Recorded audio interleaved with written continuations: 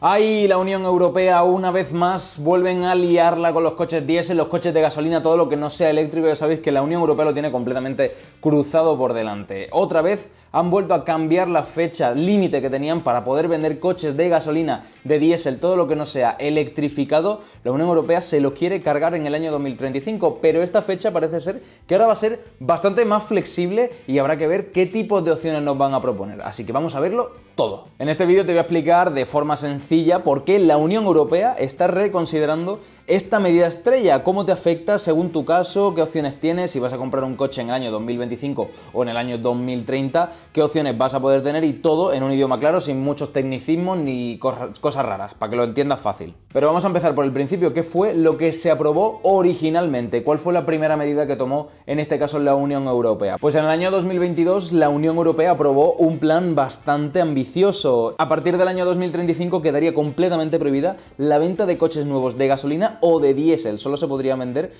los coches nuevos que no emitan CO2, que sean completamente cero. Lo que en la práctica significaría solamente vender coches eléctricos puro y duro, nada de coches híbridos ni microhíbridos, solamente eléctricos o también, ojo, de hidrógeno. Pero mucho ojo, porque esto no significa que tu coche diésel del año 2004 no pueda volver a salir a la calle a partir del año 2025. Significa que en este año van a dejar prohibida la venta de coches gasolina o diésel, también los híbridos. Esta medida significa que los fabricantes no van a poder vender coches que no sean eléctricos a partir del año 2025. Solamente podrán venderse coches que no contaminen absolutamente nada. Pero ojo, porque esta ley tenía una pequeña excepción que nos hicieron desde Alemania. Los coches que utilizasen e-fuels, es decir, las gasolinas sintéticas, el diésel ecológico, digamos, podían también ser utilizados. Pero es que estos combustibles ecológicos, con muchísimas comillas, que nos venden incluso a día de hoy en algunas gasolineras, también van a contaminar, quieras que no, porque funcionan bajo el mismo principio. Estos e-fuels, en teoría, son hechos con energía renovable, digamos, que en teoría no añaden CO2 a la atmósfera, pero fuera de esa excepción, el plan original era firme. En 2035 ni un coche nuevo de combustión se venderá jamás. Y así quedó finalmente esta ley. A partir de este año no se iban a poder vender coches de gasolina. Esta decisión fue aplaudida por algunos por su compromiso con el medio ambiente y criticada por otros por su impacto en la industria. Obviamente muchísima gente se quedaría en la calle. Ahora bien, 3 años después de aquella ley, las cosas han cambiado bastante. Los coches eléctricos se siguen vendiendo por un impacto del mercado normal y corriente, no por ninguna ley, porque todavía no tenemos ninguna ley activa que prohíba la venta de los coches diésel o gasolina. Pero veamos a ver qué es lo que ha cambiado en estos 3 años. ¿Por qué Bruselas ahora está dudando sobre esta ley? En teoría, la prohibición de 2035 buscaba impulsar a todos hacia el coche eléctrico. Cualquier persona debería tener un coche eléctrico. El problema es que la realidad no está acompañando al plan original. Hay varios motivos detrás de este replanteamiento. Lo primero, las bajas ventas de los coches eléctricos. Los coches eléctricos no se están vendiendo al ritmo esperado en toda Europa. Solo alrededor del 15% de los coches nuevos vendidos son eléctricos puros y la mayoría de la gente sigue comprando coches nuevos de gasolina, de diésel o, ojo, a los híbridos, que también se están empezando a vender un montón. ¿Pero por qué? ¿Por qué está pasando esto? ¿Por qué no se venden los coches eléctricos? Pues principalmente porque los coches eléctricos siguen siendo un poquito más caros que los coches de gasolina equivalentes. Hay un poquito de menos oferta que con un coche de gasolina normal y la infraestructura de carga todavía sí que falta quizá un pequeño empujón para poder tener para todos. Segundo, la presión de la industria automovilística. Los fabricantes europeos han invertido miles de millones, de verdad, pero mucho dinero, en electrificación, porque la Unión Europea les obligó a ello, pero ahora están muy preocupados porque la competencia de China ha irrumpido con muchísima fuerza en Europa y están llegando coches eléctricos chinos más baratos que ponen en aprieto a las marcas europeas y todavía creo que no saben cómo solucionar esto. Además, Europa depende de Asia para las baterías. Los costes para producir aquí son muy altos y en países como Estados Unidos están poniendo subsidios y aranceles que complican muchísimo el negocio que tenemos aquí en Europa con la fabricación de vehículos. Y todo este lío llevó a que este verano muchísimos fabricantes le enviasen una carta a la Comisión Europea diciendo básicamente que así no podían seguir con las normas actuales y que si llegamos así a 2035 habrá bastantes problemas económicos. Básicamente que necesitan flexibilidad, que las cuentas no les salen y que necesitaban ayuda, por supuesto, del gobierno central europeo. Pedían medidas como incentivos para los coches eléctricos, más margen para vender híbridos y otros vehículos de bajas emisiones. En otras palabras, la industria ha hablado y esto a la Unión Europea creo que no le gusta mucho. También aquí en España tenemos un parque móvil muy envejecido. Paradójicamente, una consecuencia indeseada de anunciar que a partir de 2035 ya no habrá coches nuevos de combustión es que mucha gente ha parado la compra de su coche nuevo. La gente no sabe si comprarse un coche eléctrico, si comprarse un coche híbrido, si volver a comprarse un diésel o un gasolina. La gente está completamente corriendo como un pollo sin cabeza sin saber qué hacer, porque claro, te ponen en un aprieto. En menos de 10 años tu coche no se va a volver a vender, a lo mejor te quedas sin repuestos, pueden ocurrir tantas cosas con esto de bloquear el mercado. Esta espera ha hecho que las ventas de los coches nuevos tradicionales caigan en muchos países de la Unión Europea, dando como resultado que los coches viejos siguen circulando más tiempo. Aquí en España pues tenemos uno de los parques móviles más envejecidos de Europa, tenemos una media de edad de los coches de 14 años de media, ojo. Uno de los objetivos de este plan para el 2035 era renovar todo este parque móvil que tenemos muy envejecido en España, pero por lo que estáis viendo pues tenemos un parque móvil que sigue muy envejecido y que al final está haciendo un efecto completamente contrario al que la Unión Europea quería, porque la gente se sigue esperando para ver qué pasa con estas leyes. ¿Y la economía y el empleo? El sector del automóvil emplea directa o indirectamente a millones de personas en Europa. Los gobiernos, los sindicatos de países con gran industria automotriz temen que una transición demasiado rígida para el 2025 provoque cierres en fábricas y toda esa gente se tenga que ir completamente directamente a la cola del paro. Por esto cada vez más gobiernos están presionando para aflojar un poquito la norma del 2035. De hecho, en Alemania y en Italia públicamente pidieron revisar y levantar esta prohibición parcialmente. Y después de todo esto, Bruselas ya le ha visto un poco las orejas al lobo y ha decidido un poco pues bajarse los pantalones, digamos. ¿Y qué cambios? ¿Qué cambios está planteando Bruselas? La Unión Europea, ¿qué cambios nos van a proponer para no prohibir estos coches en el año 2035? La verdad que todavía no tienen nada definitivo. A finales del 2025 la Comisión presentará unas propuestas concretas, pero sobre la mesa se barajan varias opciones. Lo primero y lo principal, dar más plazo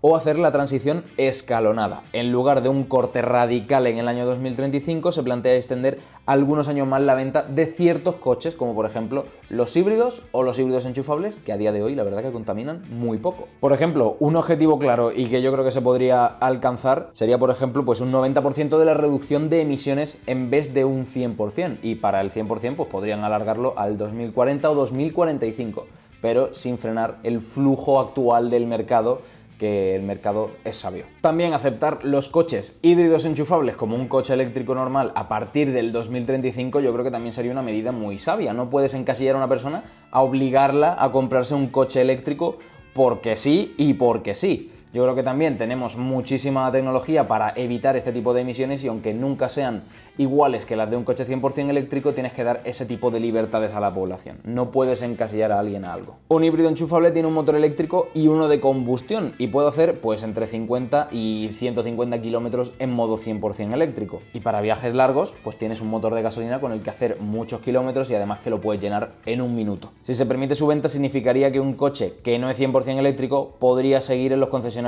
después del 2035, siempre que cumpla pues con ciertos estándares de emisiones. De hecho, aquí en España muchísimos híbridos enchufables cuentan con etiqueta cero, porque si haces más de X kilómetros en modo 100% eléctrico, el coche cuenta como un coche eléctrico 100%. Y los combustibles sintéticos, aquí viene un poco la polémica. Como te he dicho antes, ya se dejó la puerta abierta a los e-fuels en la normativa original, pero ahora se habla de ampliarla un poco más. La idea de la neutralidad tecnológica es no obligar solo a la electricidad como solución, sino también permitir que la gasolina sintética o los biocombustibles pues tengan una oportunidad en el mercado. Esto significa que si un fabricante fabrica coches que funcionen con combustibles sintéticos, podrían homologarse como cero emisiones después del año 2035. En pocas palabras, los cambios que se barajan son aflojar un poquito el límite en la fecha del 2035, hacerlo un poquito más flexible, que a lo mejor no se puedan vender coches diésel, pues quizá eso sí que lo aprueben, pero que los híbridos enchufables sí que se puedan seguir vendiendo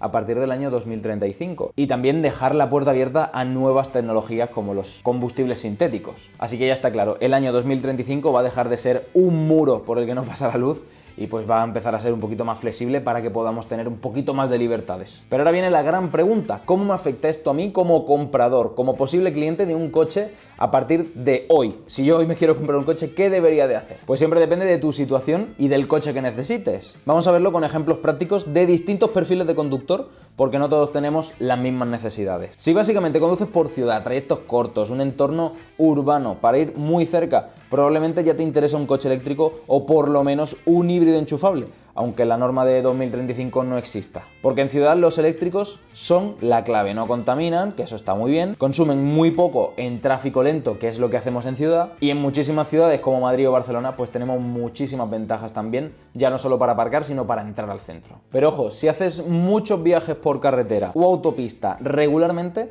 aquí las cosas cambian, seguramente valoras bastante más tener mucha autonomía y mucha rapidez a la hora de repostar, así que hoy por hoy un coche diésel moderno o un híbrido enchufable pueden ser más prácticos que un eléctrico puro para ti, que hace largas distancias. Sobre todo por los tiempos de carga. La noticia de flexibilizar el año 2035 a ti te va a beneficiar porque te quitan bastante presión. Sabes que podrás encontrar coches nuevos de combustión o por lo menos híbridos algunos años más, mientras que los eléctricos siguen mejorando. Por ejemplo, si en 2028 necesitas cambiar tu berlina diésel familiar para viajar, es posible que aún puedas comprarte un buen híbrido enchufable o incluso un gasolina puro si cumplen con las emisiones. Eso sí, piensa también en el largo plazo. La infraestructura de carga mejora cada año y los eléctricos nuevos cada vez tienen más autonomía y se cargan más rápido. Puede que en 5 años haya eléctricos capaces de hacerse 600 kilómetros reales en autopista y cargar en tan solo 5 o 10 minutos. Pero ahora bien, vamos a poner un caso muy práctico. Para una familia que tiene un coche, que lo utilizan para todo, lo usan varias personas, tanto para la ciudad, para irse de viaje,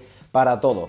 ¿Qué coche deberías elegir? Pues yo creo que la mejor opción que habría para este tipo de casos sería un híbrido enchufable también, porque si encima lo puedes aprovechar y cargar en casa, esto te va a dar una libertad tremenda porque en ciudad vas a gastar muy poco, ya sabemos que en ciudad es donde más kilómetros solemos hacer al año, así que si gastas muy poco en ciudad, ese dinero lo puedes utilizar para irte de fin de semana una escapada utilizando el motor de gasolina de tu coche y con esto pues no vas a tener ningún tipo de problema, no vas a tener que estar pendiente de tener que estar buscando cargadores. Así que un híbrido enchufable para una familia así puede ser una muy buena opción. Pero ojo, que si eres autónomo, tienes una empresa, tienes varias furgonetas diésel, tienes a lo mejor una licencia VTC y te dedicas a hacer viajes por ciudad o simplemente eres taxista, pues mucho ojo porque todas estas normativas a día de hoy, teniendo en cuenta que se van a alargar un poquito más a partir del 2025, vas a tener muchísima más flexibilidad para elegir el coche que te vas a poder comprar para tu trabajo. En este caso, un coche eléctrico quizás si eres taxista es lo más razonable económicamente, pero si necesitas una furgoneta diésel para hacer repartos a otras ciudades e irte más lejos y no tener que estar pendiente de la batería del coche, de los cargadores que tienes cerca, pues vas a seguir pudiendo elegir cualquier coche del abanico porque esto te va a dar mucha más flexibilidad para elegir cualquier modelo. Pero ojo porque no solo se ven afectadas las marcas y los particulares, aquí todo el mundo va a pringar. Las empresas de renting también se están viendo bastante afectadas, también las empresas, cualquier empresa que esté vinculada al sector automotriz. Por ejemplo, las más simples, las empresas de rentacar, las empresas de alquiler de coches tipo Hertz o Sixt renuevan sus flotas cada muy poquito tiempo y con la norma original que propusieron hace unos años pues se veían obligadas a electrificar prácticamente toda su gama. Que alarguen esta normativa pues le da un respiro importante para no tener que electrificar toda su gama de coches y así también tener para los clientes un abanico más amplio de motores a elegir. Podrán elegir pues coches incluso manuales, que muchos turistas es lo que buscan. Y ojo a los renting, ojo a las flotas para empresas, porque aquí sí que viene un debate bastante interesante. Si tú firmas un renting para 5 años de un coche diésel, si dentro de 5 años te prohíben el diésel, ¿qué hacemos? ¿Aquí qué pasa? ¿Quién se hace cargo de todo esto? Era una completa controversia, pero ahora teniendo en cuenta de que van a flexibilizar muchísimo más esto, pues parece ser que esto se va a tranquilizar. Ojo también con los talleres mecánicos, porque si no tenemos coches de combustión que arreglar, ya sabemos que los coches eléctricos también tienen muchísimo menos mantenimiento y por lo tanto también se rompen menos, tienen muchas menos piezas que un coche de combustión. Los talleres mecánicos pues también se van a ver muy afectados en esto. Y mucho ojo al mercado de segunda mano, porque los coches de gasolina y diésel que ya no se iban a poder vender en el año 2035, pues obviamente iban a sufrir una revalorización al alza brutal, porque claro, hay gente que va a seguir prefiriendo un coche de combustión puro y duro antes que un coche eléctrico o, como muchos le dicen, una lavadora, así que sufrirían una revalorización brutal. Pero no solo los coches normales, un coche de gasolina, un Seat León gasolina o diésel normal y corriente, sino imagínate los superdeportivos, porque esta norma afectaría por igual a cualquier tipo de vehículo. Y en resumen, para ir finalizando, en el año 2035 ya hemos visto que vamos a tener mucha más flexibilidad a la hora de poder elegir un coche para comprarnos, una motorización, una mecánica que vamos a poder elegir, y esto nos va a dar pues bastante más libertades a elegir, siempre y cuando la Unión Europea no meta mano por ahí y nos imponga, digamos, unas multas por querer utilizar un coche diésel. Esto no significa que esto sea una marcha atrás, no significa que nos vayan a quitar por completo este tipo de prohibiciones, pero sí, digamos que es como hacerlo un poco más de una forma más descafeinada. El objetivo sigue siendo el mismo, descarbonizar, así que bueno, habrá que ver de qué forma lo hacen y qué nuevas tecnologías nos van a ir llegando, porque estamos en un mundo en el que la tecnología avanza a un nivel completamente desmesurado. Hay coches que pierden muchísimo valor porque se actualizan muy rápido sus tecnologías. Hay coches de hace 3 años que han perdido más de un 60% de valor en el mercado de segunda mano porque llegan tecnologías más nuevas que hacen lo mismo, mucho mejor y quizá incluso más barato. Así que si te ha gustado este vídeo, quédate aquí en Motor 22, dale a seguir, activa la campanita y déjame por los comentarios qué crees que va a pasar en el año 2035, cómo va a reaccionar tanto el mercado como la política y las limitaciones que nos van a poner. Así que eso ha sido todo, yo soy Pedro, esto es Motor 22 y nos vemos en el siguiente vídeo. Hasta luego.